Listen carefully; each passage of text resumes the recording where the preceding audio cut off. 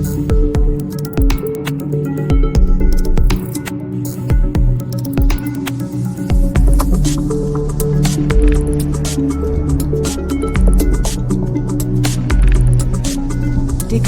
AI. Olá a todos, sejam bem-vindos a mais um Decoding AI, conversas sobre inteligência artificial, na gestão, na liderança, nos negócios e também num tema até que temos abordado cada vez mais, que são as pessoas, que no fundo são aqui a base desta transformação, acreditemos nós também. Nós hoje trazemos um tema novo no Decoding AI, como sempre tentamos fazer, que é um tema que está ligado ao contexto fiscal, à parte de compliance fiscal e como é que no fundo a IA pode transformar esta área de atividade.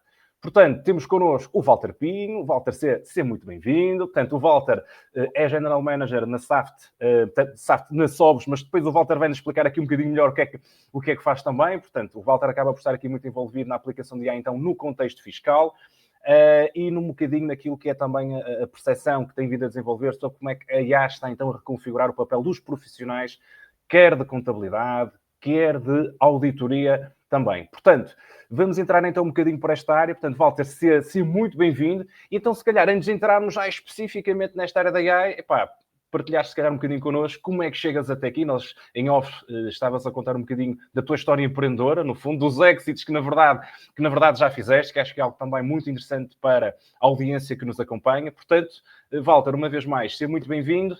Podia, se calhar, então, partilhasse um bocadinho da tua história, como é que, no fundo, chegas à Sovos e esta área da compliance fiscal. Muito bem, muito obrigado pelo convite. Pronto, assim, como estavas a dizer, relacionado com a questão do empreendedorismo, eu comecei a trabalhar muito cedo. Portanto, eu comecei a trabalhar ainda, não tinha idade adulta, desenvolvia software para pontos de venda, restaurantes, videoclubes, coisas que já não existem agora. E não existia vibe coding, não é? Não existia nada disto. Não existia vibe coding, portanto, era linha a linha, onde 80% do trabalho era feito a corrigir erros, mais propriamente os 20% era a escrever código e os outros eram a tentar resolver problemas no próprio código e com ferramentas que não têm sequer comparação com as ferramentas que temos agora. Portanto, eu comecei a minha vida profissional ainda na universidade a estudar e a trabalhar no INESC, de onde fiz parte de uma equipa de empreendedores. Alguns fundaram a Nova Base, outros fundaram outras empresas dentro do Grupo Hightech, empreendedores no início dos anos 90, e que me deram uma escola muito interessante para o resto da vida. Depois acabei por entrar num cenário de desenvolvimento mais pessoal e era responsável de uma indústria na área da informática. E depois comecei começar a tentar criar a própria empresa, começar a entrar a escalar as empresas, perceber muitas empresas que tínhamos como exemplo na altura, a forma como nós poderíamos aprender com elas não eram tão visíveis como é agora, não é? Portanto, todo este exemplo, estes podcasts, toda esta informação que é discrição mudou, não é? Nós tínhamos muito tentativa e erro e éramos muito ignorantes naquela altura. Não obstante, o meu percurso profissional foi feito na área do empreendedorismo. Portanto, eu tive empresas na área da integração, muita implementação de SAPs, que permitiram também tocar muito nos negócios, perceber os negócios, os processos, as realidades, como é que esses negócios faziam dinheiro, como é que eu poderia fazer o alinhamento do negócio e da tecnologia. E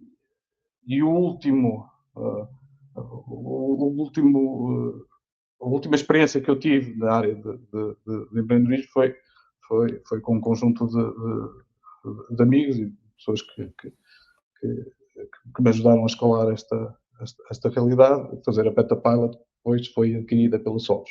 A Sovos adquiriu a Petapilot, agora já uma software house na área de compliance digital e de inferência de fraude fiscal. Ela foi adquirida pela Sovos juntamente com a Safety em julho de 2021. Portanto, acabamos por entrar nesta realidade, neste ecossistema, e eu fui integrado na equipa de estratégia da Sovos, onde eu ainda faço parte, e que está, a minha área, mais especificamente, está relacionada com dados e inteligência artificial e o alinhamento destas realidades com o mercado e, na realidade, com os produtos internos da Solves, onde eu dou inputs para produto e para outra, para sales e para as outras realidades e linhas de negócio da Solves. Se calhar já agora, Walter, pegando nesta oportunidade, e é um tema que nós falamos, até porque o próprio Pedro teve muito recentemente um contexto parecido, se tu tivesses que descrever os principais learnings, imagina 2 ou 3 que tu tivestes neste exit que fazes desta tua empresa, na forma como um processo, seja um processo de due diligence, entre outros, se tu tivesses que partilhar 3 learnings com quem nos está a ouvir e que de alguma forma quer vender a sua empresa ou está a ser abordado no mercado, imagina que 2, 3 sugestões é que tu podias partilhar para alguém que nos esteja a ouvir, que esteja a passar por um período, por um processo semelhante? Por um lado, é assim, a empresa há uma coisa que é fundamental em nós percebermos do negócio e percebermos fundamentalmente end-to-end do negócio, num processo de due diligence, isso eu acho isso fundamental. Portanto, nós éramos uma software house, portanto, nós não éramos uma empresa de retail, nem éramos uma empresa de outro tipo de serviço, éramos uma software house. E para sermos uma software house, nós temos que perceber todas estas camadas, por um lado, perceber bem a tecnologia, perceber o alinhamento da tecnologia e o uso da tecnologia face àquilo que nós estamos a entregar. Portanto, para ver um cenário de quem está a adquirir, perceber que há, na realidade, uma sustentabilidade no negócio de uma perspectiva tecnológica. Depois, a questão do mercado, o conhecimento do mercado, uma visão estratégica de futuro no mercado. Portanto, tem que haver aqui, claramente, um conjunto de passos para sustentar também o crescimento da própria empresa e para justificar os múltiplos que são calculados no processo de aquisição. E depois, por outro lado, ter todo o outro processo, que normalmente e bate um bocadinho com o que nós vamos falar agora, com todo o processo de registro e de sustentabilidade das transações que fazemos, dos relatórios fiscais, do processo tecnológico e da perspectiva de tudo aquilo que nós estamos a fazer numa perspectiva de desenvolvimento de software. Todos os nossos guardrails relacionados com isso. Ou seja, primeiro, um cenário de sustentabilidade para conhecimento do próprio objeto do negócio, ou seja, assumindo que nós temos ferramentas para vender alguma coisa e para fazer para ter essas ferramentas é preciso percebê-las a fundo. Segundo, um cenário de alinhamento do mercado e um alinhamento estratégico para justificar os crescimentos ou os possíveis saltos e pivotar o negócio. E em terceiro, ter todo o accountability bem, todo direitinho. Portanto, as transações contabilísticas bem feitas, os contratos, todo o processo de desenvolvimento bem documentado, ou seja, tudo aquilo que dá sustentabilidade a todas as outras 2 coisas que nós estamos aqui a falar. Portanto, eu acho que isso é fundamental para... Depois, claro, a própria empresa tem que ter... o mercado tem estado a mudar um bocadinho, não é? Portanto, relativamente à forma como é que as empresas mais pequenas estão a ser vistas no mercado, não é? Portanto, em termos da sua sustentabilidade, os múltiplos já não são os mesmos. Portanto, a empresa terá que esperar um bocadinho até crescer até um determinado nível para poderes começar a fazer a chamada beauty parade nos nossos. Então, eu acho que são essas 3 coisas que eu acho que poderiam ser colocadas para aí. E desculpem só esta. O que é que os investidores estão a ver? Os investidores estão a ver que muitos dos empreendedores não conhecem o próprio negócio. Isso acho que é uma yellow, uma red flag, eu diria, logo no momento da diligência. Portanto, eles não conhecem o próprio negócio, nem conhecem todas as suas camadas. Isto é uma coisa que cria aqui. É aí que eu queria pegar, por acaso, ia-te questionar mesmo sobre isso, que tem a ver com a questão, eu vou chamar assim, da gestão em termos gerais, não é? Da preocupação ou não nestes processos, não é? De quem está do outro lado, perceber a gestão que está deste lado.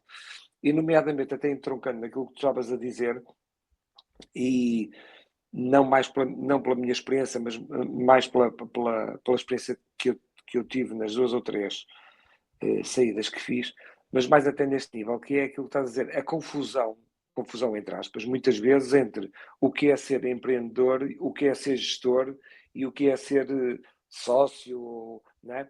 E esses papéis às vezes não estão muito bem definidos. E às vezes até os papéis até podem coincidir na mesma pessoa, não é? Só que a pessoa tem que ter o discernimento para pensar que em cada um deles tem que ter um tipo de decisão. Isso gera uma conflitos, capacidade Pedro. de Gera muitas vezes conflitos. Nós completamente. muitas vezes não conseguimos tirar o chapéu de sair Isso do mesmo. problema. Por exemplo, vamos para um board onde nós temos que defender um conjunto de coisas, por problemas que nós passamos quando estamos no mercado. Nós estamos sempre com o backpack a ir de um lado vender, a ajudar a tecnologia e depois entrar num cenário mais de mais alto nível, responder a um fundo. E esse é um dos problemas principais, é nós conseguirmos aqui criar aqui as personas e termos capacidade que, por exemplo, eu fui aprendendo e até agora ainda não o consigo fazer bem, não é? Sair da persona do empreendedor que desenvolve. A minha base é de Engenharia Informática, eu ainda dou aulas no Instituto Superior de Engenharia do Porto em Engenharia Informática, em disciplinas de Engenharia Informática. Portanto, a minha base é Informática, a minha base não é gestão, tive que aprender a gestão on the fly e tive que aprender esta realidade de gerir integrações e gerir relações com outro tipo de entidades, nomeadamente fundos, de uma forma completamente diferente do que eu... É isso. Acho que esse testemunho é importante e eu deixar aqui um bocadinho também este meu testemunho, apesar que nós aqui, não é? O que interessa é o testemunho dos convidados, mas é para reforçar isso. É muito difícil isso, e a forma que eu tive de resolver foi chegar à beira de um sócio meu, sócio principal, e dizer assim: olha, tudo o que é problemas de acionista tem que ser contigo. Porque eu não posso estar a gerir a empresa no dia a dia e ter na minha.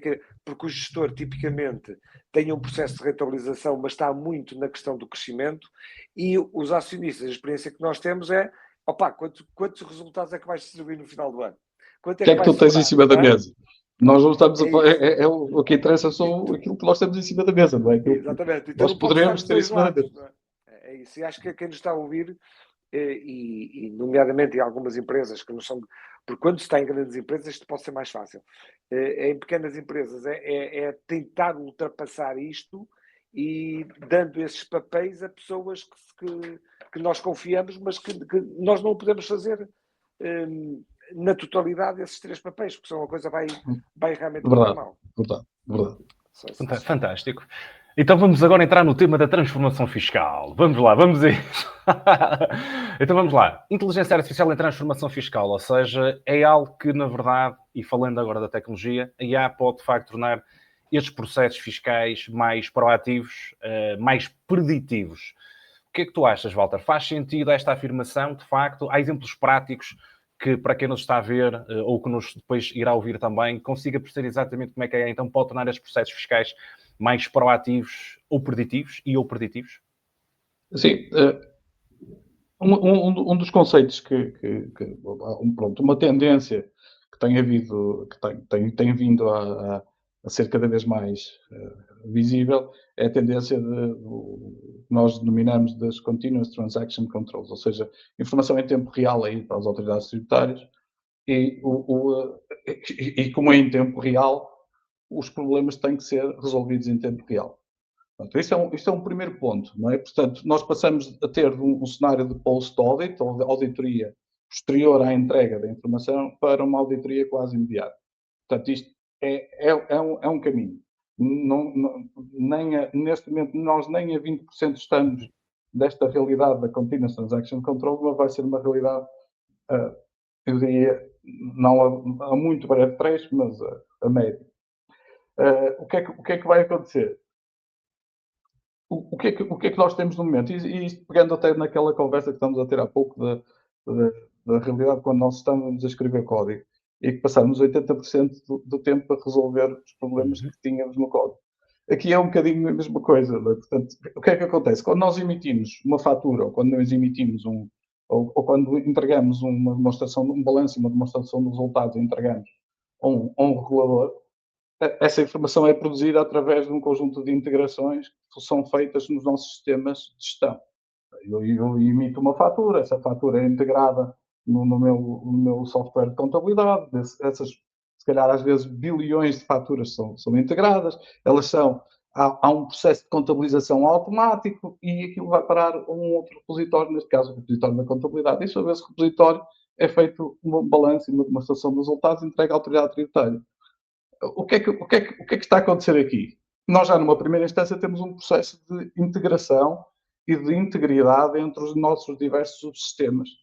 Como é que eu garanto que aquilo que eu estou a contabilizar ou que estou a emitir numa fatura está a ser corretamente contabilizado na minha contabilidade? Passa a redundância. Como é que eu tenho a certeza que o artigo que eu estou a utilizar na minha fatura está corretamente colocado no sistema?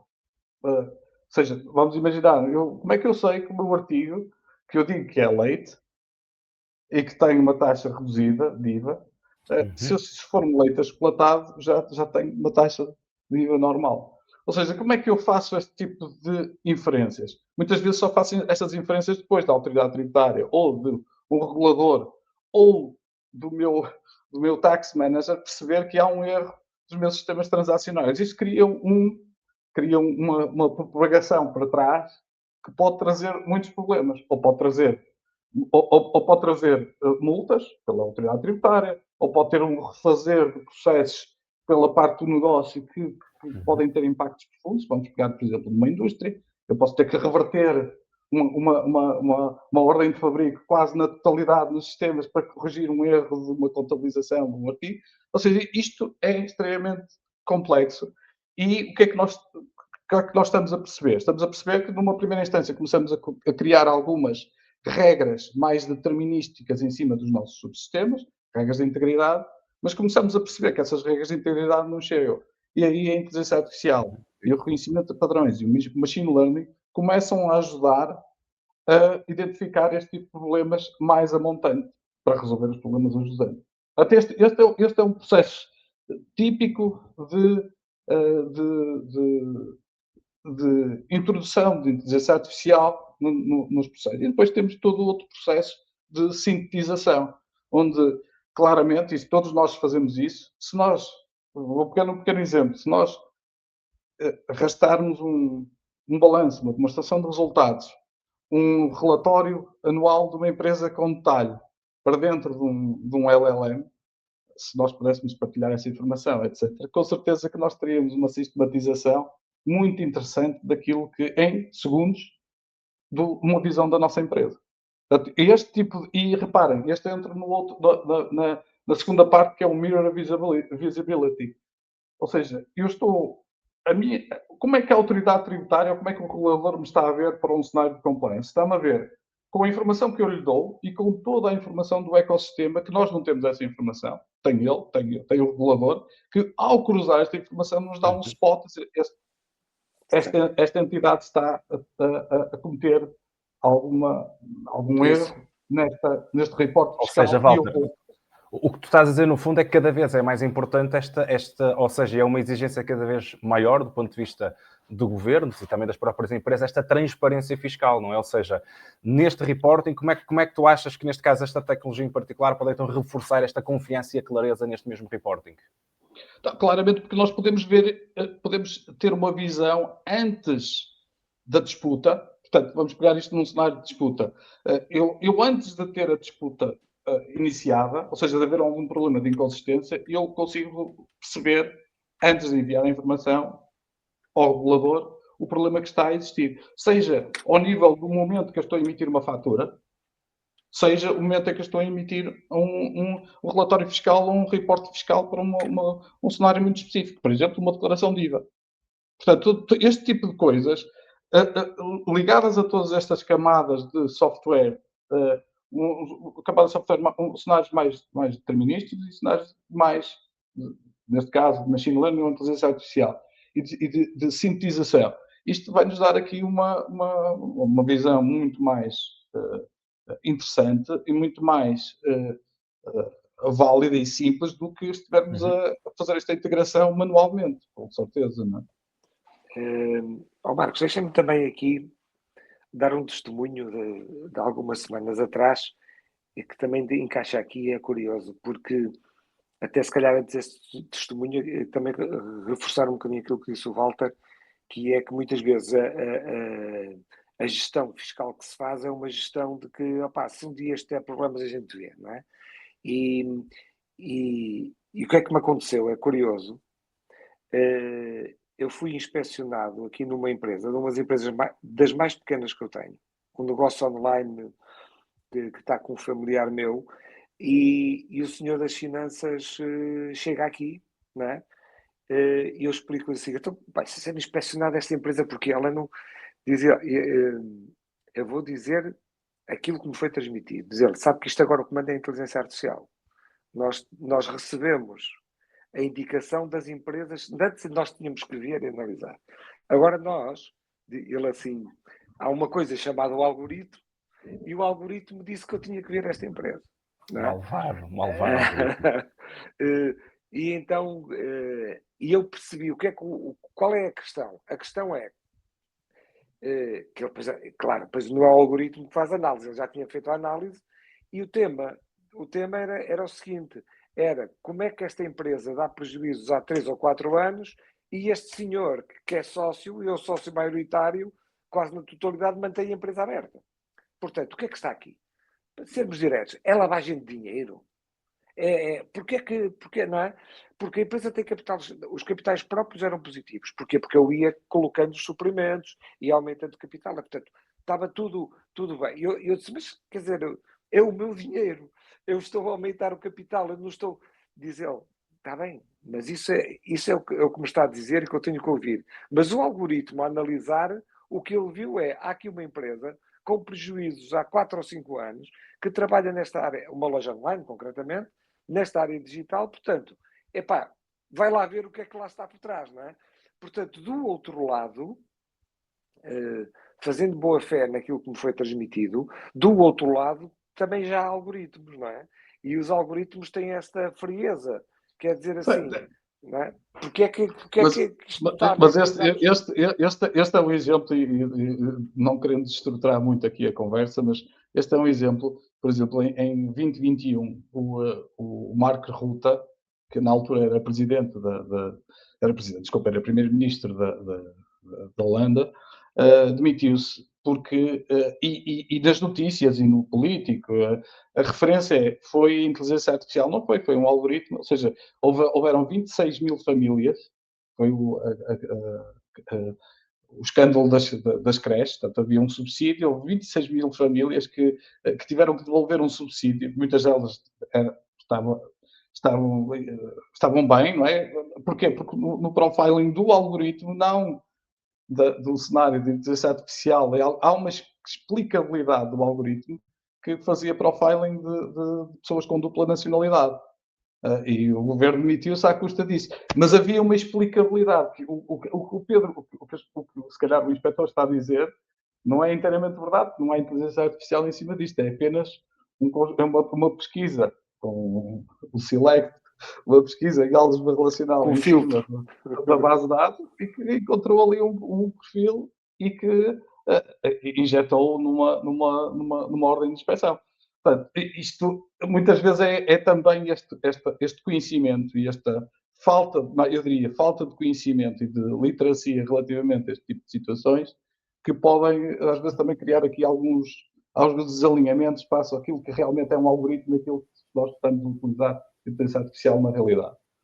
Walter, se calhar este é o momento para introduzirmos então precisamente o impacto que isto tem na profissão contabilística, ou seja, como é que tu vês de facto a reconfigurar de certa maneira o profissional, o papel destes profissionais, dos auditores, dos contabilistas, ou seja, quais é que são os principais desafios que tu hoje vês estes profissionais enfrentarem?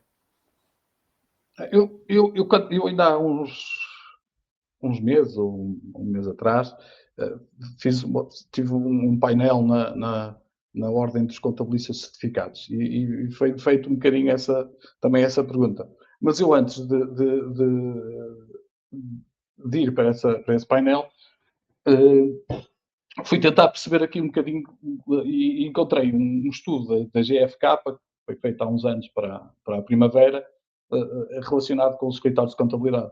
E encontrei algumas coisas que não muito surpreendentes, algumas interessantes. Por exemplo, uma das situações era que um escritório com 1 ou 3 funcionários, um escritório, uma pequena empresa, faturava, tinha um valor médio de faturação de contabilidade mensal para uma empresa de 200 euros. E à medida que é uma coisa que é quase impensável num cenário, o que é que nós fazemos com 200 euros? O que é que um empresário faz com 200 euros? Estamos a falar de escritórios que têm uma faturação anual com 3 funcionários, 1 a 3, de 60k. 60 isto está a 20 mil euros por... Ou seja, pegando uma perspectiva mais de empreendedorismo e de empresário, como é que este gabinete consegue aumentar este ticket médio de faturação mensal? E depois começamos a ver também outra realidade. À medida que os escritórios aumentam de tamanho, o que deveria ser ao contrário, porque cria alguma economia de escala, o valor da avença também aumenta, ou seja, ou prestam mais serviço, ou prestam serviço. Ou seja, numa primeira instância, e olhando para o mercado relevante também, um empresário, um contabilista, que ele também precisa fazer este shift. O contabilista tem que ser mais empresário. Olha para o mercado relevante, no nosso ecossistema de empresas, por exemplo, em Portugal, nós estamos a falar de aproximadamente 1,4 milhões de empresas abaixo de 5 milhões de volume de negócio. Portanto, eles têm um mercado extremamente grande. Qual é a única forma de nós sermos muito pequeninos? Temos que aumentar o nosso ticket. Temos que subir na cadeia de valor. O que é que o contabilista precisava de nos fazer? E pegando aqui na questão do Pedro e o exemplo dos suprimentos, dos suprimentos. Será que eu devo fazer suprimentos ou fazer prestações suplementares? Qual é a diferença? Se eu meter suprimentos, como é que eu os consigo tirar? Se for uma prestação suplementar, posso transformá-los em capital, ou como é que eu os consigo tirar? E será que eu devo comprar um carro ou alugar esse carro? Qual é o meu impacto no negócio? Qual é o meu conhecimento vertical do meu negócio específico? Neste caso, os contabilistas deveriam começar a verticalizar-se mais para ajudarem os empresários nessas áreas específicas. A área do Pedro, numa área de e-commerce, eu gostaria que o meu contabilista, eu gostaria de encontrar contabilistas específicos da área de e-commerce para me ajudarem a gerir a minha empresa. Porque, na realidade, eu não consigo Especialização, não é? Eu não consigo internalizar um financeiro, eu tenho que o externalizar. E precisava disto. Então, numa primeira instância, o contabilista tem que subir na cadeia de valor. Para subir na cadeia de valor, tenho estas tools. Que tools é que eu tenho aqui para subir na cadeia de valor? Claramente, a inteligência artificial, com todas as ferramentas que existem no momento, para um processo de sistematização, para um processo... Porque eu nem sequer estou a falar do processo de automatização dos lançamentos. Porque isto é uma coisa que normalmente são colocadas. Porquê? Porque eu acho que poderá não ser a muito breve trecho, mas eu acho que esse processo de automatização dos lançamentos é uma falsa questão. Porquê? Olhando a este mercado específico. Porquê? Eu acho que a simplificação fiscal vai sucessivamente ser introduzida pelas próprias autoridades tributárias. E se olharmos, por exemplo, a uma visão de a 2035, há um conjunto de coisas que estão a acontecer agora, não é? Por exemplo, o VAT na Digital Age. O VAT na Digital Age vai obrigar, e vai começar a uma primeira fase, a 1 de julho de 2030, que vai obrigar todas as autoridades, todas as empresas, que façam, e pegando aqui no problema do e-commerce, façam faturações cross-border dentro da União Europeia, a registrar em tempo real essa mesma transação e publicar. Walter, desculpa, acaba o teu raciocínio. Ou seja, o que é que acontece? Acontece que há um conjunto de coisas que são normalmente vistas como uma grande ajuda, e numa primeira instância, por agora, é uma grande ajuda, porque nos vão ajudar a fazer as contabilizações e a registrar, etc. Mas numa instância subsequente, elas vão ser substituídas pela desmaterialização. Ou seja, mais vale o contabilista fazer um esforço na verticalização da sua oferta de valor para um mercado vertical, assumindo um contabilista pequeno, do que propriamente fazer um esforço na automatização deste tipo de transações, porque grande parte delas já vêm automáticas. pelo menos em Portugal. Eu queria pegar exatamente nestes últimos minutos que acabaste de dizer para te fazer uma pergunta muito concreta. Tu achas então que a inteligência artificial pode ser mais um elevador na qualidade de trabalho do contabilista do que aquilo que nós temos lido, que é uma das principais profissões ameaçadas, é mesmo a questão da contabilidade? Eu acho claramente, porque a questão da contabilidade, o contabilista até agora faz transações. Pegando na experiência passada, o meu contabilista não percebia nada do que eu fazia no meu negócio. Ele fazia transações. O teu contabilista, quase certeza que não percebe muito de e-commerce. Ou pelo menos, quer dizer, assumindo, ou seja, não percebe a realidade do teu negócio e não consegue ser um sidecar para o empreendedor. E o contabilista, e está a bater à medida que os RPs também começam a ser estão mais centralizados, estão na cloud, etc. É o próprio contabilista que está a fazer os ajustes e as parametrizações. Já está a chegar, o contabilista já está a chegar àquele ponto do implementador dos RPs da área financeira. Portanto, já começa a chegar aqui a um ponto onde ele próprio faz esse tipo de ajustes. Já está por ser um serviço de valor acrescentado. Se ele subir um bocadinho mais e entrar no cenário do negócio e ajudar-nos claramente a gerir o nosso negócio, eu claramente estes 200 euros podem perfeitamente saltar para 1000 e ele continuar a fazer isto em 10 empresas já tem 100 mil euros em vez de ter um só. Portanto, eu diria que isto é matemática simples. Nesse sentido, Walter, quais é que tu achas que são então as competências que são fundamentais para este contabilista, para este auditor? Já não é no futuro, é ao dia de hoje, não é? Não, repara, nós também tivemos que aprender gestão e aprender contabilidade para podermos interagir, portanto, com os nossos acionistas e para interagir com o mercado e com a realidade do mercado. Nós também tivemos. Eu acho que os contabilistas têm que começar a aprender tecnologia. Eu acho que têm que profundamente olhar, porque aqui há efeito profundamente olhar para a tecnologia que existe no momento e começar ele próprio também ser um arquiteto de tecnologias relacionado com a área de negócio dele. Ou seja, ele tem que tirar o dogma, porque todos nós agora somos programadores, não é? Portanto, a nossa diretora de recursos humanos da SOVES apresentou um projeto em inteligência artificial com machine learning para fazer uma sintetização de contratos e fazer ali uma análise muito específica. Ela própria, ela com certeza não sabe o que é um bit e um byte. Portanto, há aqui um conjunto de realidades esses dogmas têm que ser completamente retirados e o contabilista tem que começar a ser também um tecnólogo, fazendo o Business IT Alignment. E uma das experiências que eu tenho, que tive ultimamente, é muito interessante, que é a própria tecnologia. Vamos lá ver, o cliente do gabinete de contabilidade fica muito mais tranquilo se tiver acesso à informação on time.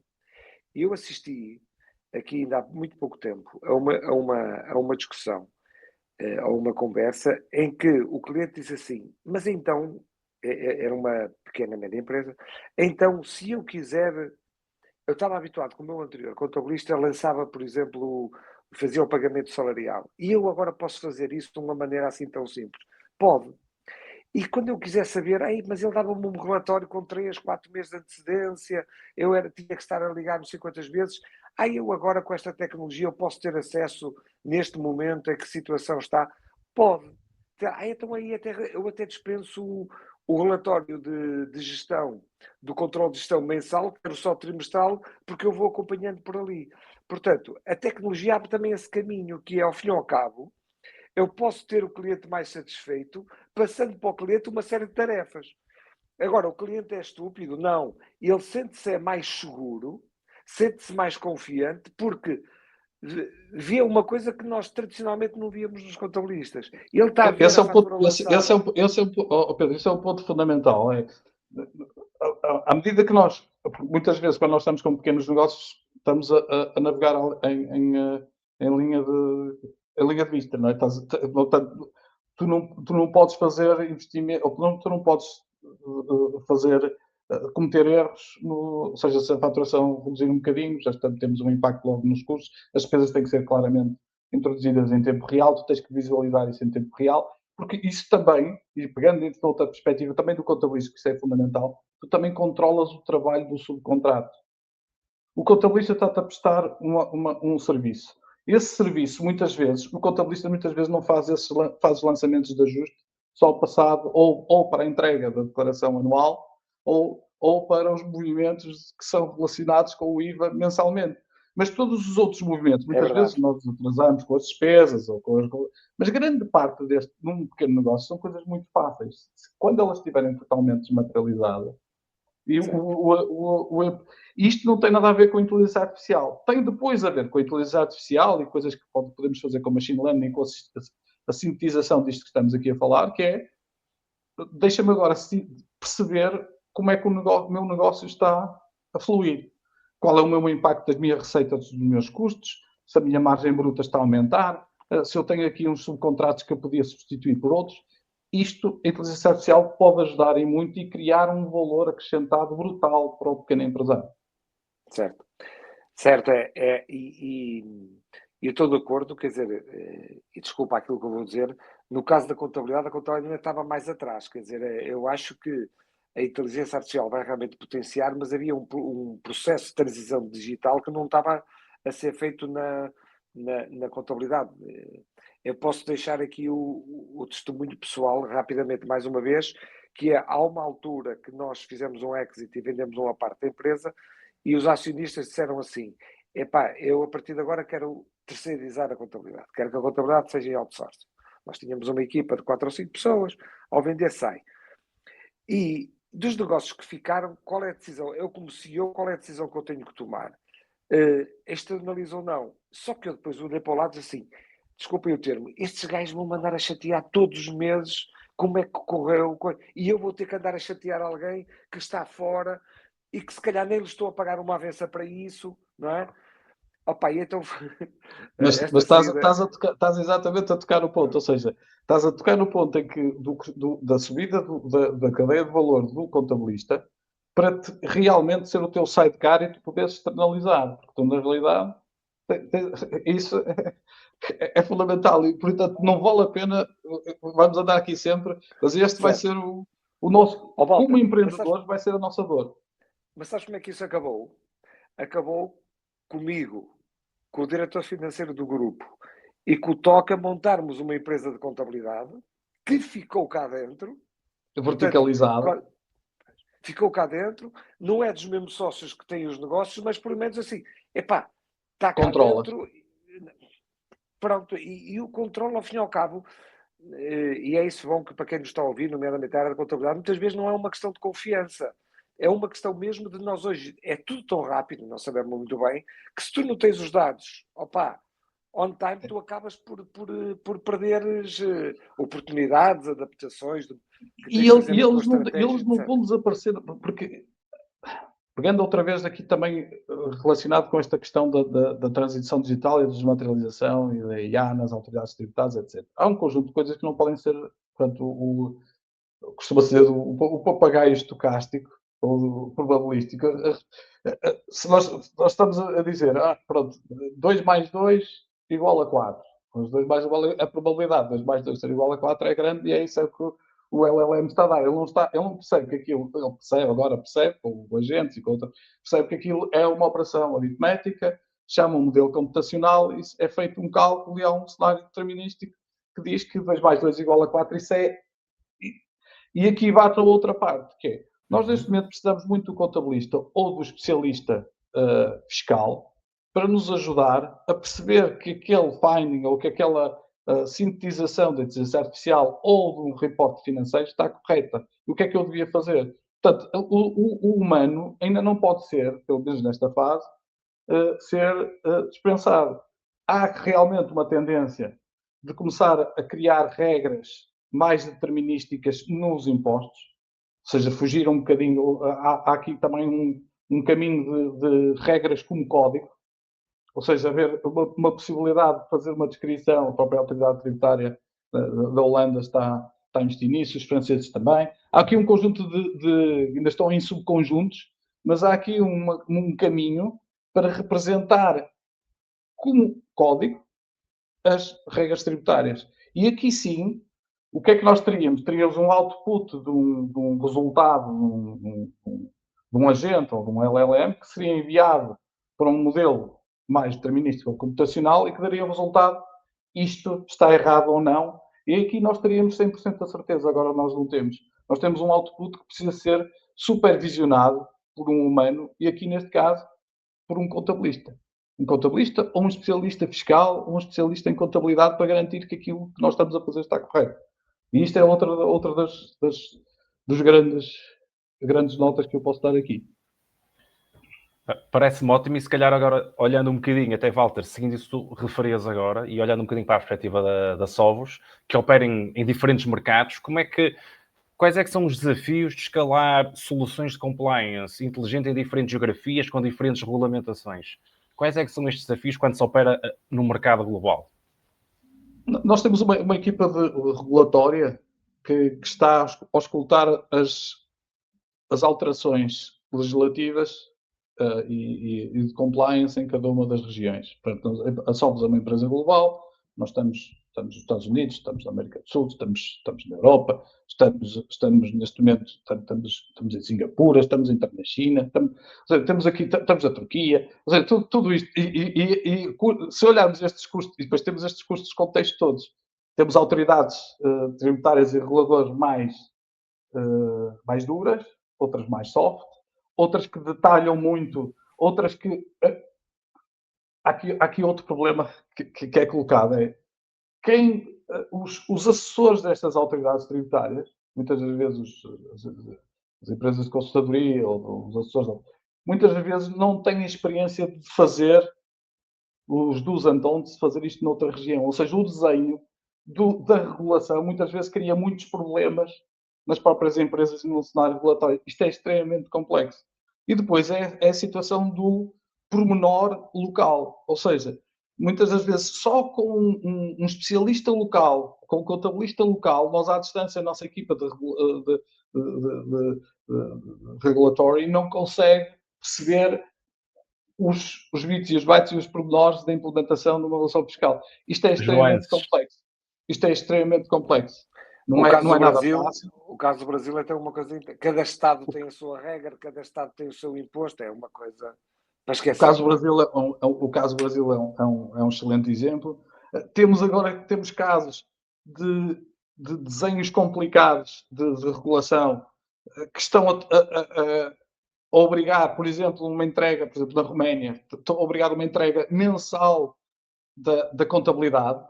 Portanto, aquilo que o Pedro estava com falta dos contabilistas, os contabilistas da Roménia têm que fazer os lançamentos para poderem fazer a entrega, neste caso, dos balancetes mensalmente para a autoridade tributária. Ou seja, tudo isto cria um impacto muito grande. Seja, trabalhamos isto a diversos níveis. Trabalhamos ao nível regulatório, auscultar as mudanças, depois equipas específicas que fazem a transformação das regras em eu diria, pseudocódigo, e depois temos as pessoas que transformam o pseudocódigo em... E isto às vezes cria aqui... Isto é o ciclo normal que muitas vezes cria problemas e que nos cria aqui um cenário... Agora, qual é a nossa vantagem? Nós trabalhamos com empresas globais e que têm necessidades globais. Portanto, nós muitas vezes vamos por arrasto e somos obrigados a fazer este compliance porque as empresas também estão numa perspectiva global, estão em todo lado e somos obrigados a ir com elas. Portanto, muitas empresas, a Bridgestone, por exemplo, é uma empresa global, americana, mas que está em todas estas regiões e nós somos obrigados a ir com ela. Temos outras assim mais esquisitas que não são tão... A SpaceX também é nosso cliente. Ou seja, temos cenários de Air Canada, depois aqui em Portugal temos o cenário Johnny Martins, uma realidade, temos a realidade da Polónia, temos a realidade de Portugal, temos um conjunto de cenários onde nós temos que nos adaptar muito rapidamente para fazer face às necessidades e ao problema do nosso cliente, senão o nosso cliente não fica compliant. Sem dúvida. E agora entrando aqui, se calhar um bocadinho mais aqui nesta reta final e perspectivando um bocadinho o futuro, como é que tu imaginas o futuro da compliance fiscal a nível global nos próximos anos, nos próximos 5 a 10 anos? Eu acho que já falámos aqui um bocadinho nisso, não é? Portanto, o que é que eu vejo? Vejo que existem um conjunto de tendências que fazem para o compliance em tempo real, ou seja, já estamos a ver isso em cenários, temos cenários mais centralizados, mais centralizados, temos um cenário muito centralizado em Itália, com compliance em tempo real, temos um cenário mais centralizado que está a entrar em vigor em França, ou seja, o que é certo é que as autoridades tributárias vão começar a ver as nossas transações em tempo real, pelo menos ao nível da faturação. E depois temos todos os outros. Eu quando faturo, alguma empresa está a comprar, portanto, eu consigo inferir compras, consigo fazer. E depois começo a inferir todas as outras realidades, todos os outros tipos de transações que podem ter impactos na matéria coletável e começo a receber da própria regulador os meus impostos já pré-preenchidos. Portanto, eu acho que isto não é uma coisa, eu acho que isto é uma tendência natural.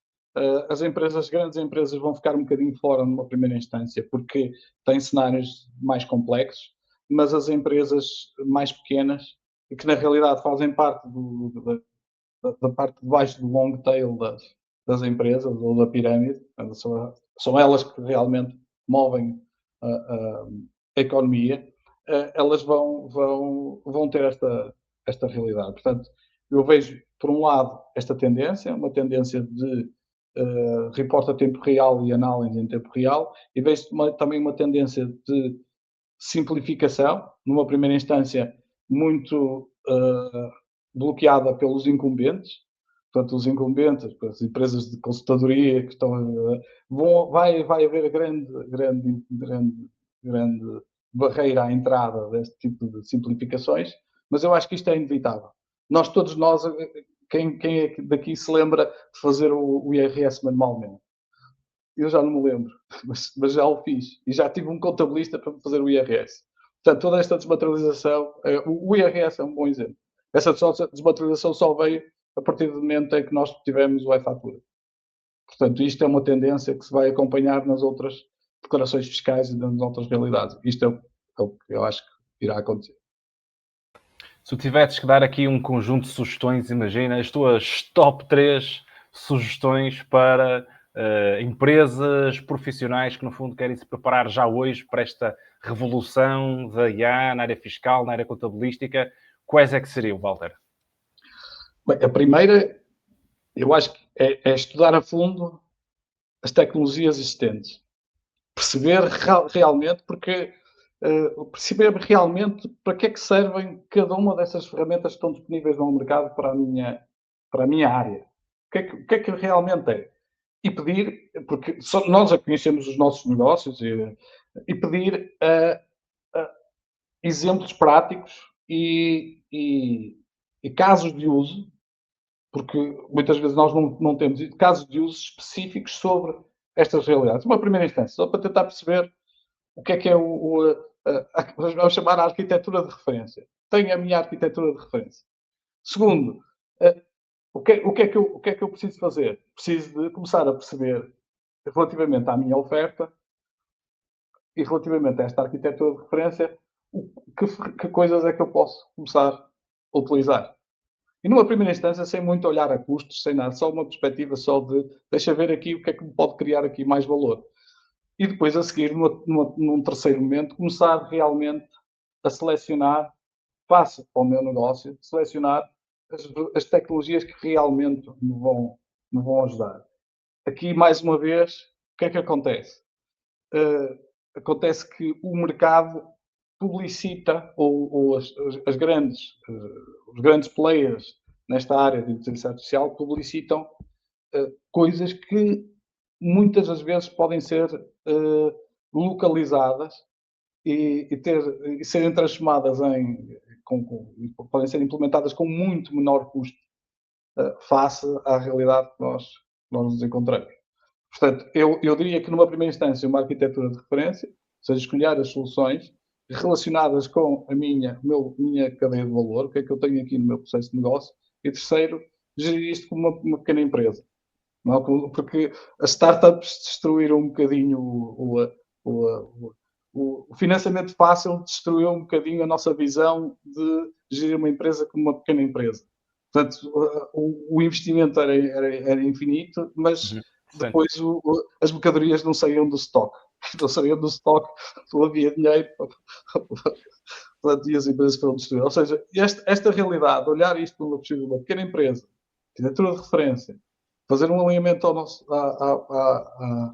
ao processo de criação de valores, escolha das tecnologias e depois começar a perceber como é que eu posso otimizar o meu P&L, eu acho que isto acho que uma pequena empresa deveria fazer para agarrar a inteligência artificial. E experimentar. Experimentar é fundamental. Acho que experimentar é fundamental. Walter, achas que nas empresas tu há bocado mencionaste a questão realmente do IRS, que é muito interessante.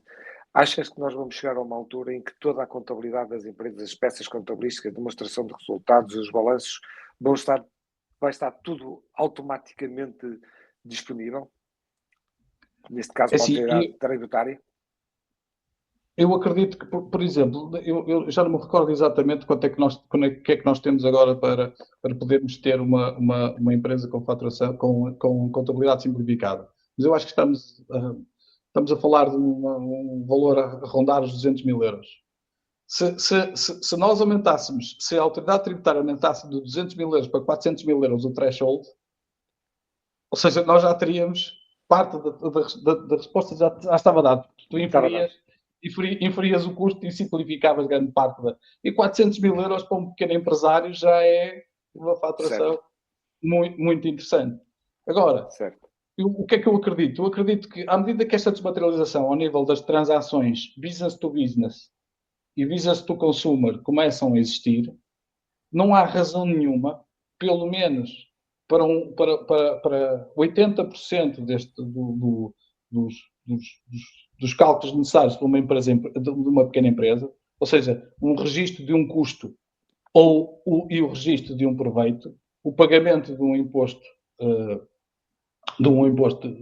com o IVA, o pagamento de outro tipo de impostos, os salários, essas coisas todas que, como tu disseste, é uma coisa que também já está muito desmaterializada, o cálculo de um abono e de um desconto num RP simples. Ou seja, se pegássemos só nisto, repara que grande parte depois temos os outros cenários. Temos um cenário de um acréscimo, um deferimento, temos o cenário de um enriquecimento da receita, temos um conjunto de coisas que são o próprio contabilista, os contratos, as coisas que estão relacionadas com isso. Mas os 80% seriam feitos. A partir do momento em que essa desmaterialização exista, coisa é imediata. Portanto, eu não vejo porque é que os governos, os reguladores, não fazem mais investimento neste cenário, porque só nos estão a beneficiar. E já agora,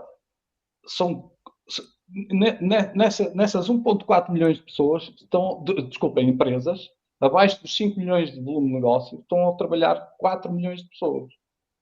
Pois. Portanto, estamos a falar de 40% do nosso Portugal. Portanto, eu não estamos percebo. a falar de uma população ativa quase a totalidade da população. Quase na totalidade, exatamente.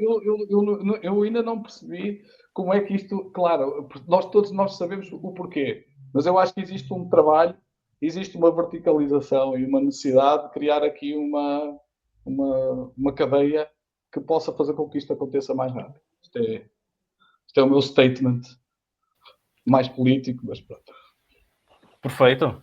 Walter, eu acho que chegamos ao fim aqui do nosso podcast. Muito obrigado pela tua disponibilidade. Acho que foi muito interessante falarmos da aplicação da IA no contexto fiscal e percorremos aqui um bocadinho, e acho particularmente interessante termos percorrido esta área do contexto fiscal, mas muito ligado a um mindset de quem trabalha nesta área não ser apenas um executor, mas poder pensar o negócio para o qual ou com o qual está a trabalhar. E isso é algo que é bastante interessante e, por exemplo, no contexto de empreendedorismo, e falando, por exemplo, aquilo que é trabalhar uma ronda seed, que é uma ronda mais inicial de levantamento de capital, e uma série A, a parte financeira e a forma como o reporting é feito é absolutamente diferente. Ou seja, numa fase seed, o reporting existe naturalmente, mas ainda mais, entre aspas, incipiente. Quando estamos no caminho de uma série A é completamente diferente. O nível de estrutura e de reporting que nós temos de ter, inclusive, a regularidade à qual nós temos dados para tomarmos decisões nas mais diversas áreas da empresa é mesmo fundamental e estrutural. Portanto, não é apenas isso só olhar para clientes, olhar para a faturação, é muito mais do que isso. Ou seja, como tu dizias, Walter, há bocado, e acho que é realmente uma excelente analogia, este sidecar é realmente estrutural para nós conseguirmos tomar as melhores decisões possíveis, ou pelo menos termos a maior quantidade e qualidade de informação possível para que possamos ter essa visão de negócio e tomar essas decisões também com a maior qualidade possível. Portanto, isto, Walter, muito obrigado. Para quem nos está a ver ou ouvir, já sabe, subscrevam o canal, por favor, quer no YouTube, quer no Spotify, para receberem novos conteúdos. E, Walter, não sei se queres só deixar um comentário final, mas agradecer-te novamente a tua disponibilidade para falares deste tema. Não, só queria agradecer-vos também a oportunidade. Fugimos um bocadinho passamos muito pelo cenário de empreendedorismo, mas eu acho que, e nós também, enquanto sócios, nós também estamos aqui também a pensar, não estamos a pensar só nas grandes empresas, estamos a pensar também em atingir mercados que são mais, estrategicamente, que eu acho que são de imenso valor e acho que se nós resolvermos este tipo de problemas, eu acho que nós, primeiro, enquanto empresa, vamos crescer e, por outro lado, vamos estar a resolver um problema que é muito importante também para o nosso país, assim dizer. Obrigado, Walter. Assim finalizamos. Walter, muito obrigado. Para quem nos está a ver ou ouvir, até breve. Um abraço.